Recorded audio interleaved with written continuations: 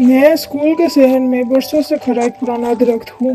गर्मियों में बच्चों को साया देता हूँ, बरसात में बारिशें से भरता हूँ और हर दिन साफ हवा देता हूँ। लेकिन अफसोस, कोई मेरी कदर नहीं करता।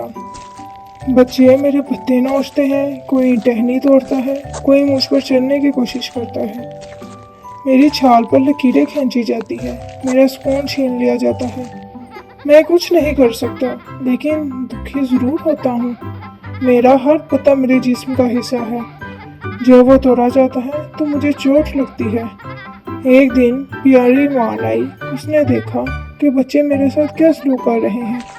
वो फौरन आगे बढ़ी और नरमी से बोली, दोस्तों, क्या आप जानते हो ये दरख्त हमें क्या देता है? ये हमें साया, ऑक्सीजन, फल और खूबसूरती देता है। ये खामोश है, मगर ये जीता जागता है। बच्चे खामोश हो गए। उन्होंने नीचे गिरे पत्तों को देखा और शर्मिंदा हो गए।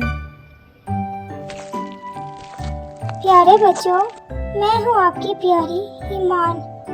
दरख्त सिर्फ लकड़ी नहीं होते, वो जिंदगी देते हैं। उनकी हिफाजत करें, क्योंकि वो खामोशी से हमारी दुनिया को खूबसूरत बनाते हैं।